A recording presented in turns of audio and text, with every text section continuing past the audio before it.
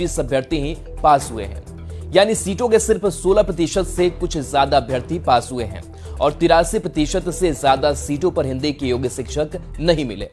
अंग्रेजी की बात करें तो कुल 3535 पद खाली हैं जिसके लिए परीक्षा हुई थी, लेकिन अंग्रेजी में भी 2323 अभ्यर्थी ही पास हुए।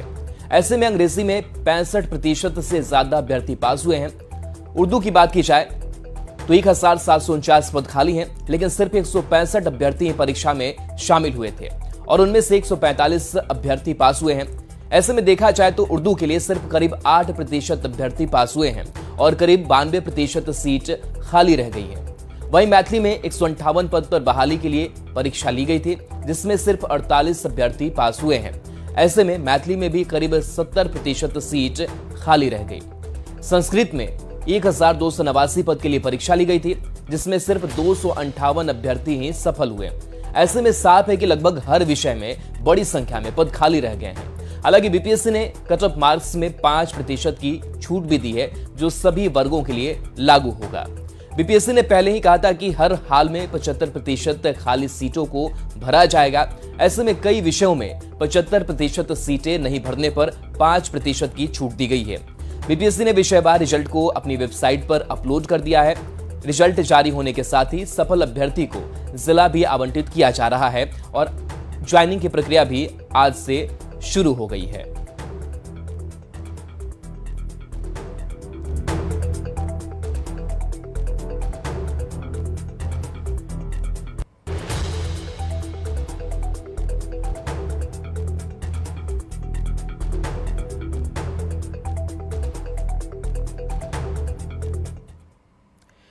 तो सवाल है कि बिहार में योग्य शिक्षक कहां और कैसे मिलेंगे। कल रात 11वीं और 12वीं के सफल शिक्षकों की सूची जारी हुई। 30 विषयों में 16 विषयों में सफल शिक्षकों की सूची आई, जिसमें सिर्फ 6061 अभ्यर्थी का ही चयन हुआ। कुल 23,873 बहाली में 6061 अभ्यर्थी ही सफल हुए हैं। मतलब 25.38% सीटें ही अभी भर सकी हैं। कई ऐसे विषय हैं जिसमें रिक्त पदों के लिए शिक्षक नहीं मिल सके हैं। कल सफल हुए अभ्यर्थियों का आज से काउंसलिंग भी शुरू हो जाएगा। 2 नवंबर को सीएम सभी शिक्षकों को नियुक्ति पत्र देंगे। तो बिहार में अभी भी शिक्षकों की काफी जरूरत है। आंकड़ों पर अगर गौर करें तो हिंदी में अभी भी कुल 3221 पद खाली हैं। हिंदी में सिर्फ 525 अभ्यर्थी ही सफल हो पाए हैं। वहीं अंग्रेजी की अगर बात की जाए तो अभी भी 3535 शिक्षकों की जरूरत है, जबकि संस्कृत में 1289 शिक्षकों की जरूरत है।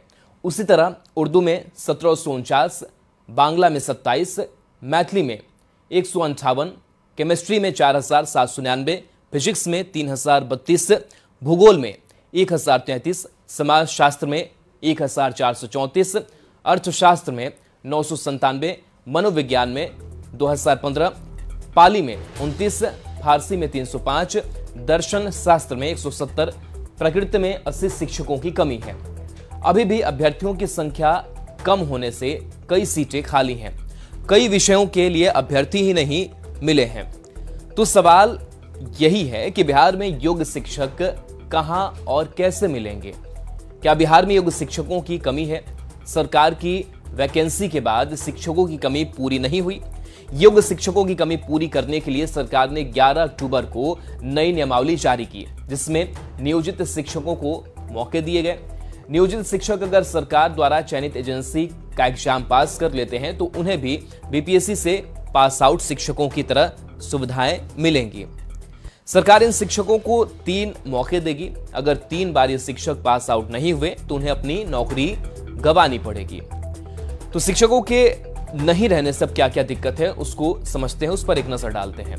तो शिक्षकों की कमी से बिहार में बच्चों की पढ़ाई बाधित होती है। स्कूलों में बच्चों को गुणवत्तापूर्ण शिक्षा नहीं मिल पा रही है। अगर शिक्षक नहीं रहेंगे तो बच्चों का सेशन पूरा नहीं होगा।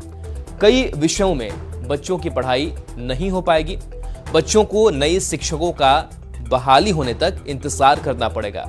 मतलब बच्चे बिना पढ़े सिर्फ क्लास में आगे बढ़ेंगे। तो देखिए, वहीं बिहार शिक्षक भर्ती परीक्षा में कम अभ्यर्थियों के सफल होने पर बीजेपी ने सरकार को निशाने पर लिया है। बीजेपी का कहना है कि सरकार ने बिहार की छवि धूमिल की है। एक समय बिहार शिक्षा के लिए जाना जाता था, लेकिन ये रिजल्ट काफी निराशाजनक है। वहीं कांग्रेस ने भी रिजल्ट पर सवाल उठाए हैं। कांग्रेस का कहना है कि ये रिजल्ट आईएएस आईपीएस के रिजल्ट जैसा लग रहा है, इस पर ध्यान देने की जरूरत है। वहीं आरजेडी और जेडीयू ने सरकार का बचाव किया है।